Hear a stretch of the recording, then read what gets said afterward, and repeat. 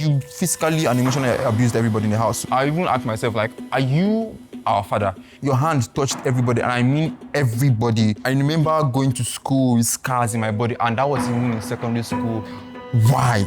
We brought 4 fathers and sons into the studio today to answer some difficult questions about their relationship. When I was in GS2, you would give me 10 strokes of cane in the morning, even if I don't do anything, so I can just go to school and behave myself. It's about making sure that you will not even think about doing something bad, knowing fully well that you have one crazy man at home. I'm not sure I ever did that to you.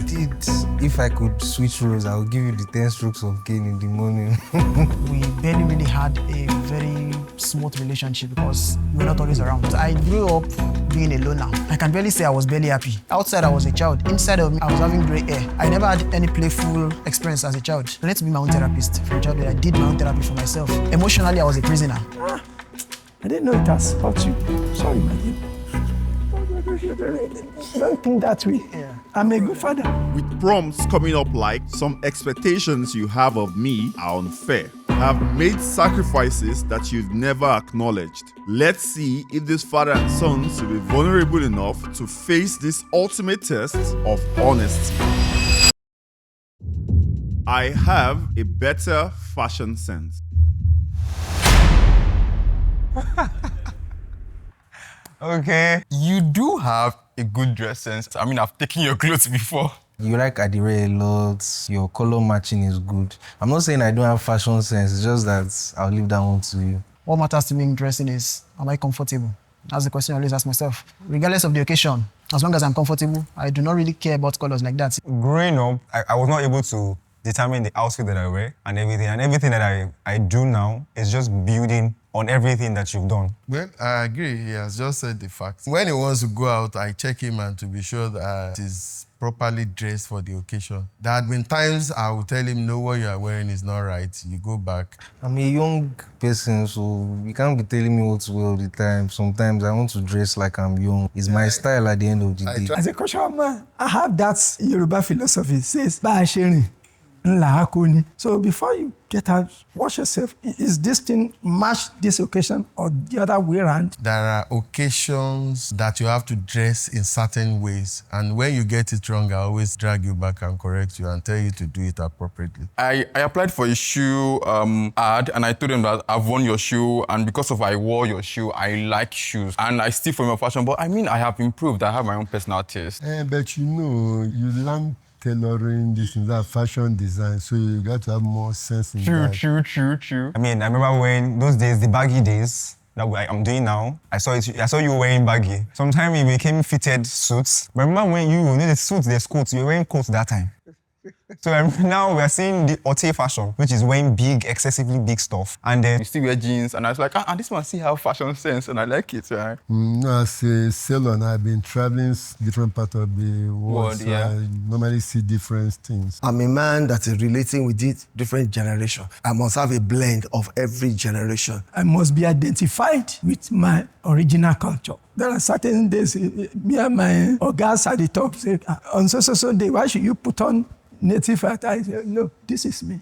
I'm a Yoruba man. You remember when we were going for Grandma's 90th birthday? I can't remember what I was wearing, but I know your mommy made me change and I was not happy that day at all. But when we got to the venue, what eventually When we happened? got to the venue, someone was complimenting me that what I was wearing was very nice. My name is Adeyinka Hassan. I'm a lawyer and I'm also a corporate governance expert. I'm Fela Azan, I'm a law student, I'm also a content creator, and next to me is my dad. Fela is special. My wife and I had Fela at the lowest moment of our lives. Fela is our third child, but thinking about the fact that that same child is growing up and doing well makes us happy. Coming from where he came from and being who he is today is a very big achievement. Life is not just a bed of roses, but he has always made it feel like a bed of roses for us. Even though he did all of that, it wasn't easy at all, but he still made it possible. I am the more stubborn one. You're the most stubborn person. In fact, I'll say in my life, you're one of the most stubborn people I know. Do you know another stubborn person that I know personally? Is you that you're watching this video and you're not subscribed. You should look at yourself on this screen. Please, subscribe to the channel, and let's get to 500,000 subscribers together before the first half of this year. Now, let's enjoy this episode. So you think I am stubborn? Are you not? I've not met someone more stubborn than you are in my life. I'm not even stubborn in the first place. Very accurate. I mean, you're not a stubborn person. You've never been stubborn. When I'm doing my stubborn is very subtle and it's very calculated. So, but you're the most stubborn of your siblings. Well, not that I'm all that stubborn. Right from your childhood, you are looking more gentle than some of your two brothers and sisters. You may say you are not stubborn because when I say, oh, this is the kind of a thing you should do, say, oh, as you go to uni, Yes, as a continue for it. as you go to uni, I see it as a stubbornness. But I don't want to be like you in that area. So I'm working on never to be stubborn, not to talk of being stubborn. What makes you feel that I'm stubborn? You're a fighter. Not for Fighter. the right things. Eh? But And you call that stubborn. That's not being stubborn. I would rather say it's resolute about what you think is right. Ever since I've known you, Dad, you've been stubborn. I remember one time we were going to church. You were driving. I think it was the driver and conductor. You parked the car and you were about to fight that man. I was in that car and I was like, I'm not going to be like this man. You know, when somebody is still young, you got to be having hot temper. But now I'm no more hot temper. I used to be cool this time around. Your stubborn has calmed down, Sha. Yeah. Your mom said you shouldn't post something online, and you insisted that you were going to post it. I was told, and I took you on, but you eventually did what I wanted you to. No, you posted it actually, but of course you suffered for it. And I told you many times that before you post anything online, you should give it to me to vet. And I'm aware that it's not all the time you give me to vet. Or maybe you send it to me and I'm still taking my time. Before I conclude, you will post it. So that video that you didn't want me to post, why didn't you want me to post it? There are many factors, but what you were beginning to touch on was something I thought could create some public outcry. And I'd had instances where some of my friends called me and said, tell your friend not to work on this political case because it might affect him in the long run. That was the time you were trying to do something about a former governor, about corruption. I didn't bother to tell you because when the person told me, I didn't think he was right. You know, I said, look, the issue is already in the public space. The matter is in court. The matter has been in EFCC. There are a lot of public materials that are available and yours will not be different, and that I didn't want to discourage you from pursuing your passion. So I didn't bother to tell you not to because I had evaluated it and I realized that the concern the person was raising was genuine on his own part, but wasn't really valid. So I made that as an instance just to let you understand that sometimes you may want to do things. You won't even know the discussion I've had with people. You won't know the thoughts I've had or the background information I have. So which is why I said before you post anything, let me review, guide you, advise you. If there are things I think you need to take out or that you shouldn't talk about, so that is important, and I will still insist that before you publish anything, you must run it through me. I don't argue with my own father. When I say, it's okay. No, you listen at that, but at times you say, this thing is too old school. I see it as stubbornness. If you tell me to do something and I believe that that stuff is not the best thing for me, I can contest it. I'm Mr. Adeleye Wigim Adewale, born and bred in Abeokuta. And the young man beside me here is my son. My name is Mojeed Oluwadarasimi Adeleye. I'm a filmmaker, I'm a writer, and also an academic researcher. Beside me is my father, my very loving father. For one thing, I always give thumbs up for my father, for his intelligence, for his kind of brain. I wish we can preserve it somewhere in a museum. Mojeed is promising, very eloquent, versatile, reasonable, and dynamic. I have the better taste in music. I agree that I do not have a better taste anyway, because I do not really have a taste in music per se. But you are into the art. Yes, I am. So I do not really have a favorite genre per se. To me, music is just something I enjoy. It's not something that I really put so much emotions into. My music taste is very, very diverse. I listen to a lot of music. I know you also listen to music too, but my music taste is still better at the end of the day. That is clearly not in doubt. A lot of music you play I love, but oftentimes I don't even know the source, you know. So I just sing along, and most times when I need to find out, I always ask you people. I mean, it's accepting that I do because I play the instruments, I sing. Definitely, you are music inclined. I mean, we learned music from you, listen to a lot of Mary Marys and all of that. So you're the foundation, so but we took it a bit further. I have a better thing because I love something that brings wisdom and pull out a cultural value. So when I hear a music, even without listening it to before, I can tell you, this music is from so area. Music is more or less a language. Yes, it is. You also have good music taste because whenever I tell my friends, my dad listens to Burna Boy or Ashake, they're always like, how? Life is potpourri. I'm a Christian, I'm a deacon. I listen to the word of God, I listen to gospel, but it's a combination of a lot of things. So I love to listen to various genres, African jazz, jams, and all sorts. Thank God we're agreeing for this one. There are parts of my life that I've hidden from you.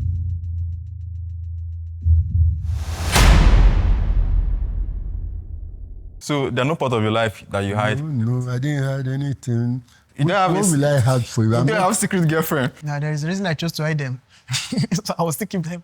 I'll keep them hidden. There are things about myself that I feel like, oh, this should be a personal knowledge to me. No, I don't have any girlfriend. I have already said it here that I'm not a chaser. I don't know how to chase women on the way. It's not in my lifestyle. And I'm not under any secret society I'll be hiding for you. I don't believe your answer. What is it you don't know about me? There are a lot of things you don't tell us. Picking no as a response does not mean that I am perfect. It doesn't mean that you are absolutely aware of everything in my life. Well, every salient, important part of my life, most of the most trivial things about my past, you were aware of them. Either they were right or they were wrong. There are things you hide that me, I just know on my own. Maybe the money I have in my account or what? I don't know. There is nothing I hide from you. I'm an open book. Really? Yeah. Do you know something that I hid that you want to tell me about? Actually, I can't think of anything. Think through it. There is nothing. I don't hide anything from my family. I'm like an onion ball, so there are still some other parts of me that are inside that you may not get to see. ọ̀rọ̀ ta ní kí bàbá má gbọ́ ta ló ń parí ẹ̀. Ọ̀rọ̀ ta fẹ́ kí bàbá má gbọ́, kò sí nǹkan tí bàbá fẹ́ ṣe sí tó máa fi gbọ́ náà.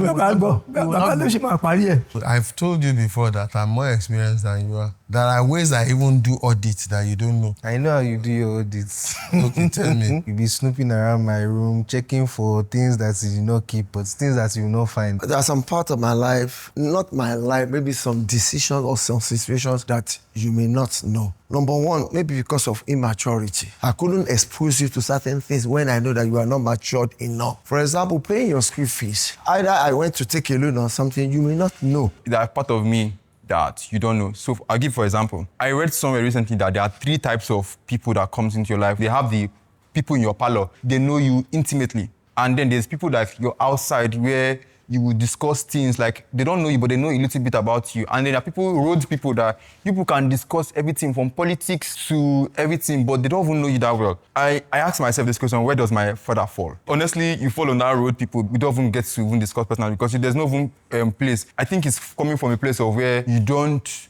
make the effort, and me too, I did not make the effort. I've let it be like that based on our past relationship. I can't be telling you now. So if I tell you now, then you already know. 100% honest. No, I'm not being dishonest, but there are certain things I will reserve that are private to me.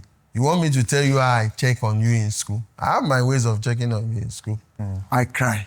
You don't see me cry, especially occasionally. But at times, I feel hot. I don't need to tell you how much you have hurt me. I keep them in me. So it's not a secret. It's just that you are coming up, you are maturing, and our understanding is getting better now. So I can share some secret with you.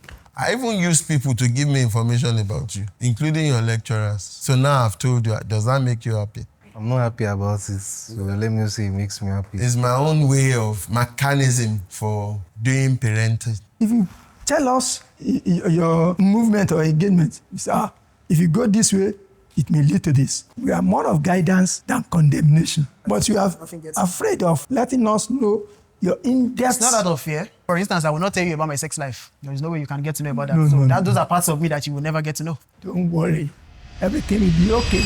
I have the better rizz game. I'm not there when you do your rizz or whatever you call it. But why I picked no is the fact that I see you with a lot of girls and I know you too like women. I don't like women. Fella, you can say that again. Even since we were little, you particularly like light-skinned women. The kind of exposure you have at your age, when I was your age, I didn't have that kind of exposure.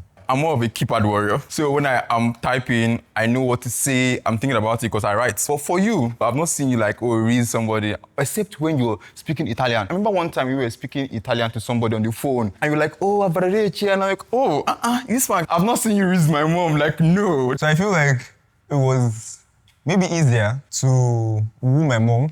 I know how you met her the first day you saw with your biceps, your face to wear, fresh muscle. So one for muscle here.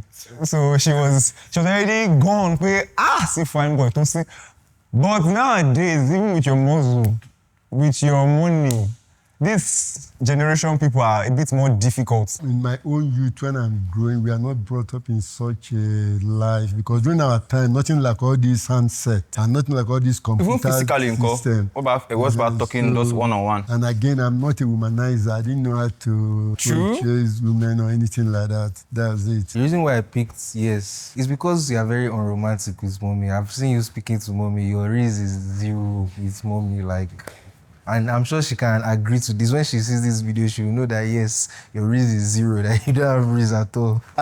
Number one, our generation, we trust more than now. We are more open. And then naturally, I'm a very expressive person. I tell you the truth, if I like you, I like you. Even if I don't like you, I'll still give you a benefit of the doubt. Our generation, there was no many things for us to contend with. We see more of ourselves, we have more expressions. I remember before my wife decided to marry me, she did some tests I never knew. She was sending some girls to me and thinking I would to test me. Wow. Yeah, and I didn't know, but later on I realized that they are friends that she was sending to me. Almost 40 years in marriage. I'm still toasting now, and I'll still continue to toast her. True. Okay. My name is Shegun Braimo.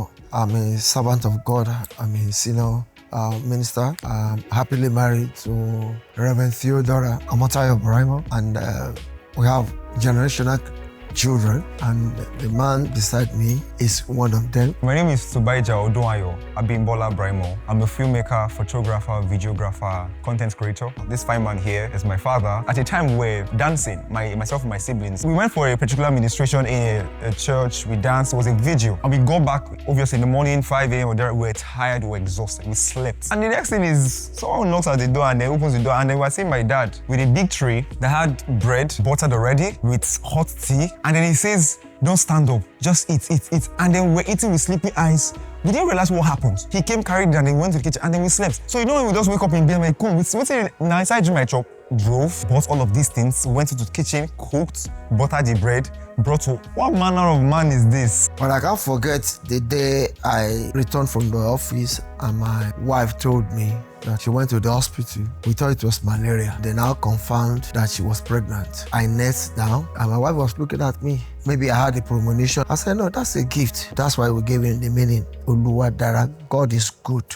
Coincidentally, his birthday on the 17th of December, we did the naming on the 24th. Our people came to Ilorin and spent the Christmas. So it was a whole compound full there.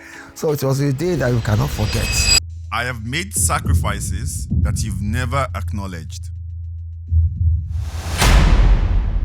Whenever I do something for you, you always say thank you or you always acknowledge it. As a father, I am bound to make sacrifices. But at times, children, when they are growing up, there are so many things that they don't understand, that daddy does not have money every time. Daddy cannot meet some of these things immediately. And at times, there are moments like that it will look as if I didn't do it right. I don't think I'm making any sacrifice. In fact, I would even say you're the one that keep making sacrifice, because even being here was a sacrifice where you went to work last night, you're coming back this morning, and you already say, oh, are you ready? I know, I told you, you have been a covenant child, and I appreciate your feelings. Even when me and your mother used to disagree on a certain thing, you come in. As a man, you talk like a mature person that can hold a house. The day that we went to buy a chair in Ekpe and I drove and I took time to follow you and all of that, when we go back home, you said that, oh, fella, thank you for following me today and doing well.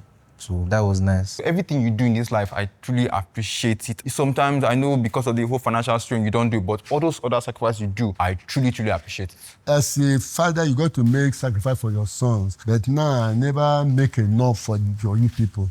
Until when I say that I'll be able to give you a wife, you marry, you live a good life, then I know, yes, I have put you in a good fund. But God will help you to achieve those. When it was time for him to go to school, higher institution, I was limited financially that time. That was not the reason why he did not go, but I just had to improvise and did what we could afford that time. But unfortunately, the man thought that we did not care enough. As at that time, he did not really appreciate it. It was like he had a very wrong idea about the situation. Unlike many African parents, you are always free to acknowledge when your children have done something commendable. You applaud them when there is need for applause, and you appreciate when there is need for you to appreciate them. You appreciate that. In fact, you even throw fists for us at times when we do certain things.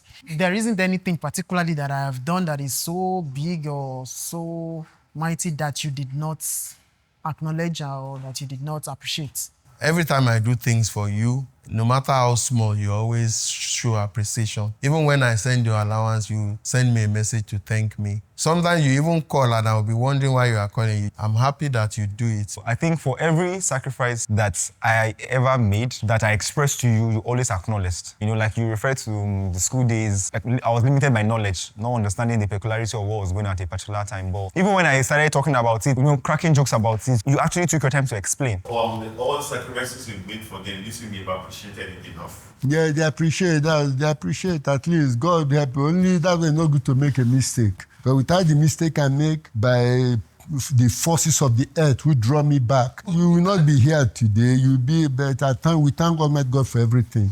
We pray for mercy. So we'll still keep on making the sacrifice till the end of our breeds. My name is Vincent Chinonso Igbe Jr. At home, I am called Chinonso, but outside, I am called Vincent. I am a creative, I am a writer, photographer, a filmmaker, everything creative, stylist, that's me. And sitting by my side is my father. I'm Vincent Igbe. I sail, I walk aboard the ship for quite a long time ago, but I've stopped sailing now. I work in the Tinkan Island port. The sitting right is my son, my senior son. One thing I really admire about my dad is he can psychoanalyze people in a very short time, and he understands more than he even lets on. And here in his hustling spirit, my father is not a type of person that sits down and then wait for things to happen. He actually goes out and make things happen. I think that's something I admire about my dad. What I admire on him that he's a struggling somebody. He works hard, he's a hard-working someone. He's not a lazy someone, so he's not lazy.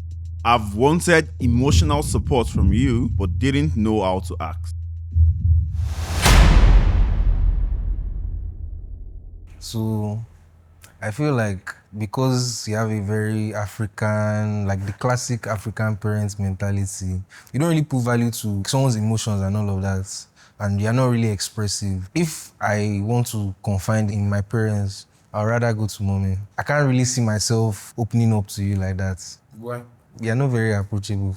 I feel something critical.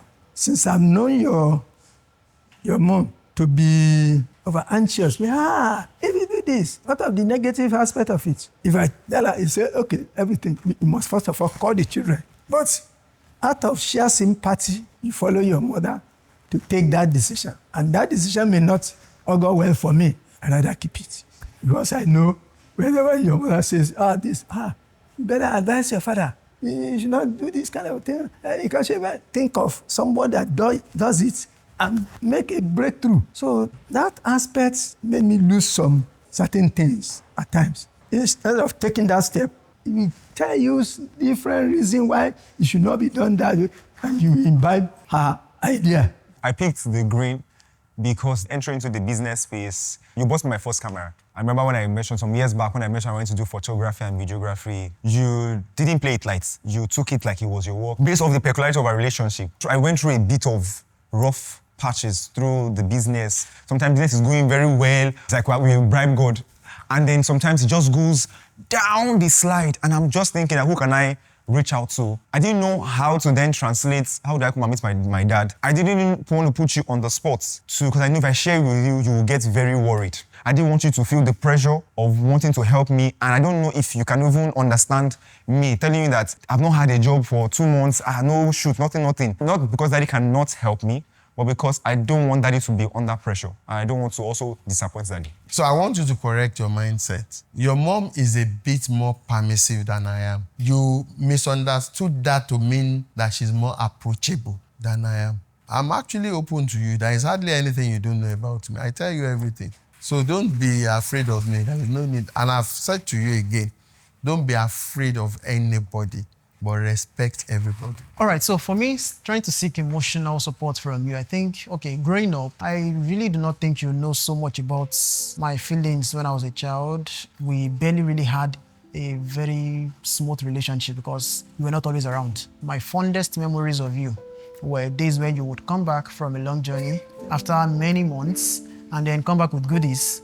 Then remember, oh, this man is back, and then after some days, get to return again. I grew up being a loner, always having to keep things to myself. I think that is part of the reasons I became who I am today, that I said, okay, I prefer to rather keep some things to myself because that is the way I deem it fit. I've never been disappointed in terms of support or emotion like that. Even in the midst of anger, I know that we are just doing drama. We're joking. Yeah, we are just joking. I believe that if you were around more often that time and the family was more homogeneous at that time, I could have actually been better with my emotions. I could have actually been somewhat more jovial than I am today. I may not be as bottling up as I am today. I can barely say I was barely happy in those days. I wanted to be my own therapist from childhood. I did my own therapy for myself. Outside, I was a child. Inside of me, I was growing up. I was having gray hair. I never had any playful experience as a child. Playing with other children in the neighborhood, mixing with other children. I never did any of such. Emotionally, I was a prisoner. Outside,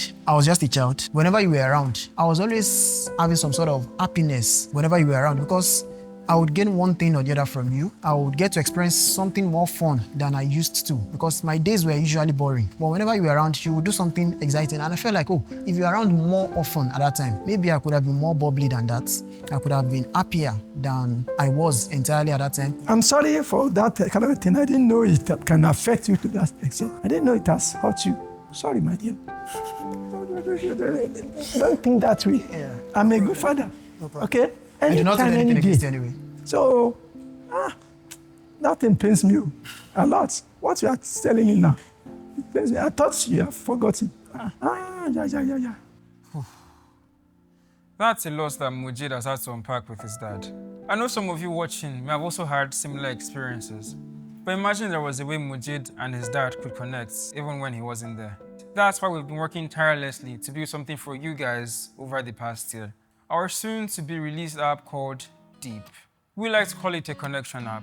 I know a lot of you watching wish you could have these experiences with a parent, a sibling, or maybe just someone you like. With Deep, you don't have to wait till you're on the show to have these experiences anymore. If you'd like to be one of the early testers when the app is live, click the link in the description below to join the waitlist. In terms of emotional support, I give you all the support you need from me. Part of the reasons I'm here is to support your interest and your passion. I have other things I needed to do today. I had to shift all my schedule about being supportive emotionally. I believe I give you all the support. Whenever you go in, because of my mother's culture, that nobody steps out of the house to go out to do anything without having breakfast. Whenever you eat, you would leave some leftover in your plates and share it between my sister and I. And then by the time you leave, you may not consider it as something very germane, but those tiny things actually give me some sort of memories of you. It's compensated for other things about you that I should have actually gotten to know. So the father and son relationship was not really there like that. But the fact that, oh, there is this person that comes with gifts, bearing gifts whenever he comes around after a long while, and whenever he's going, is magnanimous enough to even give me leftover food, you may not know. Those things actually fostered some sort of affection towards you. Some expectations you have of me are unfair. I do not think you place any high expectations that will be too difficult to achieve on me. Of all of the things, I always commend you for one thing, that you always give room for that free will. You've never put us under the pressure of becoming what we don't want to become. I remember for my sister, she's a bookworm, she likes this thing. You were supportive from the beginning to the end, even till today. I won't say your expectations for me are unfair. I know you want the best for me and you want to push me to my limit and you want me to push my weight and all. But like at the same time, I'm trying my best. Sometimes when I be quarreling with your mom, then you start growing anger. At the way I say you are not happy because we are quarreling. But I'm just trying to advise your mom not to do that because I'm the head of the house. God has said in the Bible that you woman, you be under your man. That's why sometimes when I start discussing something with your mom, then we raise up quarrel, and then you start supporting your mom. For the few days, you'll be grumbling, you'll not try to listen to me, no greeting, no nothing. Then I used to know, but I'm not mind of that. I always tell you, the extra in the ordinary, it works makes extraordinary. So you always have to strive to be the best you can. And the only way you can achieve that is self-discipline. If you ask me for snake, I'm not going to give you. Having that snake is your expectation, but I'm not going to meet that kind of expectation because it is not good for you. I'm using snake figuratively. I just remember one expectation that you've not yet met for me. I've been begging you since that you should increase my allowance. Life is hard as a university student, so if that's the snake you're talking about, it's not a snake. Please increase the allowance. What you say is true. It's true. But then looking at it from how I grew up, seeing you, the way you've treated your wife, it's not hard for me to be on her side. Yes, I know my mom. My mom can take things from 0 to 100 in a moment. And sometimes what she's saying, she does not listen to anybody, just what she wants. And I know how that can be triggering for anybody. So what I've tried to do as I've grown up, I've seen those things and I've learned to look at things from both sides. And when she's saying things, I'm like, no, that's not what he meant. Even if she's insisting that this is it, I have tried to be in the middle. And sometimes being in the middle does not even help anybody. I know that. I'm sorry about that. I will do better anytime people are calling. I will try not to let emotions get into this. Well, no problem about that because you are still growing. You are a man also. A man will see what the other man and the woman will see what a woman sees. But when you grow up now, you get a wife, you soon get a wife and you have your family, then you will be witnessing all this. But I pray God will give you a good woman, a woman that have respect. But I have told you, the allowance I pay you now, I have people who have families, who have children, who earn that income, and they are making a living. And I'm stretching you to understand the need for you to learn how to manage your resources. And I've also told you, times without number, that sometimes self-denial is actually part of discipline. The allowance is not a snake. It's not a public discussion. Life is hard. I want my marriage to be better than what you have because that's my aim. You guys have made me look at life in a way that most people are not looking at life. I'm looking at it 360. I'm dissecting, I'm opening. I'm like, what is causing this problem? Why is this? I keep asking why because of your relationship with my mom. I guess I just have to accept you as human being. And then when you're wrong, I'll tell you're wrong without being too biased about it. And when she's wrong, I'll tell her point blank that she's wrong. I think that's I used to witness such from you sometimes. Yes, I'll tell her point blank that she's wrong. You do not exactly place certain pressure or expectations on me precisely. Oh, it's not like you have studied this course. By so time you should be ready to do this. You should have started making so amount of money. You should have been able to do this for me. Or no, you never placed such expectations on me or such pressures on me. And sometimes it doesn't go well. It doesn't go easy when you're telling someone that they're wrong. For my part, I think where you expect from me is sometimes you say, oh, look at this woman. This woman wants. This woman in Canada wants to get married and send her a message. Oh, you have to go out of the country. You don't even know what I do as I am now. Going to go and marry those women and going to those farms in Canada or this thing, it's not what I want to do. What I want to do is actually be a creative entrepreneur. You've not even asked me, oh, how do you want to go from there? The expectation sometimes is just crazy. I don't think there's anything I can pray better for. If I do this life 50 billion times, I would ask God to give me you over and over and over again. I'm proud of you any day, any time. Even though you can be stubborn at times, but at the same time, you are very reasonable and responsible. Children of our friends, they can cook series of stories to siphon money from their parents, but you are not the type. Even pity us. Your expectations are quite okay. I don't have ill feeling about your expectation because you don't demand too much. I love you more than my mom. To me, I love both of you equally, not one more than the other. I'm sorry. It's okay. I'm actually not surprised. I'm happy. It's not even that I'm happy. I know you can't pick red because you can't love grandma more than me. It's not possible. I picked no because I love her, because you would want me to love her than you. Because when you are in heaven, we have to live with the legacy that you've created. So yeah. I love my mother quite all right, and you can see it. Of course, I know. But at the same time, you are my own. You are my future. You are my next generation. I can't forsake your own love for the old. My mom is old. She's preparing for her grave, and my child is still very young. I will do everything to express my love. So, but I'm not surprised with your answer. I don't know what we fathers did, but God will help us. I'm not saying that I don't love you too. It's just that my mother is my mother. Parents know that I can't love them the way I love you. You are my blood, my blood. They give back to me. Immediately I have my own. They understand their position. I just want to let you know I love you more than my father and my mother because you are my direct one. Mom, no apologies. I can die for you. Yeah, you know why I say I can die for you is that the way I can die for you is this. When I can see you now, you have any problem which I'll be able to solve, I will solve it for you. That's the best. Say natural die, to die for you. Oh, that one belongs to God. God is one that giveth the soul and taketh the soul. My dad can die for me. He has literally died for us. And dying not in the physical death, but dying in the place of I can kill all my personal desires and goals and priorities. In fact, let me be there. Even the guys behind the camera, if you are close to my dad, he can die for you. So, well, by natural order, I should die before you. So I can do what I mean basically is that if there is anything I need to save your life, even if it means it will take my life, it's okay. So I'm not afraid to die because of you. If you had just one kidney, and you have to give it to your son to survive, will you do it? All right, yeah, we do that actually. I think that's what the question is, the kind of die where if you do sacrifice that, your life actually. for... Yeah. I Once think... you are my camera, no, I will do that. You are my child. I pray to die before you. You know I can do anything. I'm a crazy father. What is the essence of father? Father always sacrifice. A sacrifice is death. Even literally, I'm ready, I can die.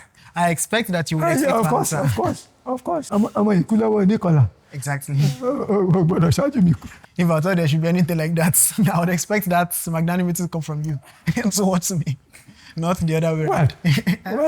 It means you don't love your dad. You have spent more time on that than I have. You have enjoyed more than I have. So you want the old to die? Old will not die young, definitely. It's all right. That is how it should be anyway. If it comes to where I'll sacrifice my life for you, I'll do it. If it comes to where I'll sacrifice my life for my mom, my siblings, people that are close to me, my family members, I'll do it. Don't die to save my life. So if I'm in that position, should I just watch you die? No, you can do anything and everything to make sure I survive, but not including you dying, because if you die before me, even me, I will die eventually. In my next life, I would want us to switch roles. Why did you say so? I've not learned to be a father yet. Okay, I've learned to be a father, but I've not become a father yet. So I may not be able to say emphatically that I know how it feels to be in your shoe. perfect response now. How will I be my father's father? Nothing is missing. There's no need for a swap. I'm satisfied. I'm responsible. You are responsible. And I'm ready to do much more. The reason why I picked yes, if I had the next life, I would want to be your father. So I can also say no to you, and I can just be annoying sometimes so you know how it feels. You would have seen both sides of the world, clearly. I have only seen one side of the world and I've learned about the other side of it. Your knowledge, vast. Your intelligence, unique. And it has affected me positively in many ways that you may not even be able to imagine. And more than I can even express. So I think for that particular part of it, I would want you to still be my father. Answer my question. Do I do bad things to you? I don't do bad things, but you show me pepper sometimes. When the pepper is required. Like, I want to report to you on live TV. If it happens, the table turns around, I know you will take good care of. That's your child. That's it. When I was in GS2, there was a time that you said you would give me 10 strokes of cane in the morning, even if I don't do anything, so I can just go to school and behave myself. I don't even remember saying that. Hey, you probably had done something that I was thinking about. I'm not sure I ever did that to you. You did. Maybe you didn't do it for a long time, but you did. I'm not doubting that I may have said so. Even if I didn't do anything. I may have said so, but I may have accumulated the things you had done. So maybe I was thinking about those things at the time and I said, even if you don't do anything, I will beat you so that you can adjust your brain. It's not fair. That's why it's about making sure that you will not even think about doing something bad. Knowing fully well that you have one crazy man at home. Even under the law, there's something called the statute of limitation. So he has passed. He has not passed. I have the memory. That's why I picked this green. So if I could switch roles, I will give you the 10 strokes of cane in the morning. This is an open prompt. You both will get a chance to ask each other one question. One of the questions I want to ask you is, growing up, we were very strict and very harsh. In fact, you did not hesitate to beat us like mad. I remember going to school with scars in my body, and that was even in secondary school. Little thing, you raise your hand and you beat us like we are not your children. I even asked myself, like, are you our father? If not that you look like me in some ways. I'm like, why did you do those things? Everybody in the house, your hand touched everybody, and I mean everybody. You physically and emotionally abused everybody in the house. So it's something like, why? I just want to ask, what is your level of confidence in me going into the next phase of my life? I think I've said it before. You, my children, you're not washed out. I'm very confident. I'm proud of you. I have said it here already that anger is not good. No, by then I have anger. That when you are praying, tell God, help me or put anger out from my life or put sin out from my life. That's our prayer point. In our family, we have anger. When you provoke me to anger, and I said, no, don't do that. You do that, it will backfire to you. Because you are growing. You never see nothing. Are you ever scared that I would become a disappointment? Yes. It's the reality of life. It's not about being scared, really. Especially when you are not around. I'm always thinking, I would have my worst fears that, what if this happened to this boy? Not because I feel you'll be a disappointment. I just may be worried that I don't know what is happening to you. All those things you did in anger, you've never come out and say, my children, I am sorry for those things, because you actually did hurt us. You actually, all your actions did, it took a toll in us. It made us look at life in a certain way, but you've never come out and say, my wife, my children. By then, now, all what I'm giving to them is training, that they should know that what they do is bad, it's not good, don't do that again. The more we be discouraging them. Why will I? No, we are not wicked in our family. What's your question for me? Are me? you going to make me the man I want to be before my demise? What kind of man do you want to be before your demise? A proud father, grandfather. You're already a grandfather. Already a grandfather, but to your own generation, when I'm up there, looking down, say, okay, yes. Just one or two things to put in the right way, and once that click comes in, I'll do that. So do you have a girlfriend? I don't have a girlfriend. So all those girls following you, who are they to you? I'm focusing on my education, I'm sure you're only telling me that because it's what you know I want to focusing on my education now. I know, I but... don't have a girlfriend, there are distractions, so... Interesting. I'm glad to hear that. I don't want to be distracted. Very good. I'm waiting for my wife. Even if I don't show it as much, I love you more than you think. Even though I don't say it that much, I love you, and this is something I don't show it, yeah. Yes, I know now. As a family, know how you will love your family. No matter when any quarrel come after that, you still wave one and still carry on. That quarrel is so to take correction of you. We think that what caused this quarrel. Or that we pray such a thing will not happen again. Yeah, I love them. All of them, I love them more than they think. No matter I didn't say it out. True, I love them more than they think. I will not hate my body. You think I'm not expressive. I agree with you. I'm not brought up to be expressive with my feeling. But the truth is that I love you more than you think. And that is why I would always worry about you. I don't know if I don't show it enough, or I don't know how more I can show it, but I love you because you're my only father. The only way you can show it is to simply listen to me. I listen. You do, but sometimes you are naughty. Try not to be naughty and do what I ask you to do. I love you unconditionally. I love you with the reflection of what God did for us. I love you more than you would ever be able to fathom. Either you know it or not, I want to reassure you, even when it looks negative, when you don't understand it, but the sincerity of my heart, my love for you and your sibling is the agape, God's kind of love. I do not really think I have not been showing, but to some extent, I've been able to express it to certain levels that I do. I love you as my parent, as my father, and that I appreciate you for many things. Let me hug you. Careful, come on. Yeah. I've learned a lot of things, like he's aware, he's very self-aware. Just showing how complex people are. He is the person that he is, so I just have to accept him as he is. I didn't know he can still be hiding certain things because he's very lively. The fact that he has the boldness to want to come on a show that is going live actually makes me happy. He felt I wasn't expressing love well enough and he thought I wasn't approachable. The truth is that I'm as approachable as his mom, and I believe this show would have helped him to come to that realization. It will make us to be closer than we ever thought we were. I would like him to be more open, to be freer than he used to be. Like, the family is a unit, and together we should be able to like forge a path together. I learned that it's not that he's not approachable. I'm actually the one that has the mindset, and I need to like change that. So I'm going to work on that, and hopefully make us closer. If I doubted his love for me, I think I have an assurance, a reassurance that he's still my son.